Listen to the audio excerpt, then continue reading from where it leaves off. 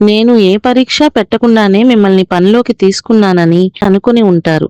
కానీ నేను మీకు తెలియకుండా పెట్టిన పరీక్ష ఇదే. నాకు అవసరం ఒక్కరే అయినా వచ్చిన ఇద్దరిని పనిలోకి తీసుకున్నాను. అలా ఒకరి జీతాన్ని ఇద్దరికీ పంచాను. అది తప్పు అని నేను అనుకోవడం లేదు. ముందు కష్టపడి ఎవరు సంపదను పెంచుతారో వారికి మంచి ఫలితం లభిస్తుంది. ఈ మాట సరదాగా చెప్పడం లేదు. అది నా జీవిత అనుభవం. దాన్నే మీకు తెలపాలనుకున్నాను. సహజంగా శ్రమజీవి అయిన అనంతుడికి ఈ పరీక్ష గురించి తెలియకపోయినా నిజాయితీతో కష్టపడ్డాడు.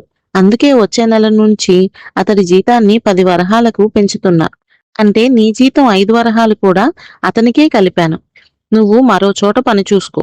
నిజానికి మాకు కావాల్సింది ఒక వ్యక్తే.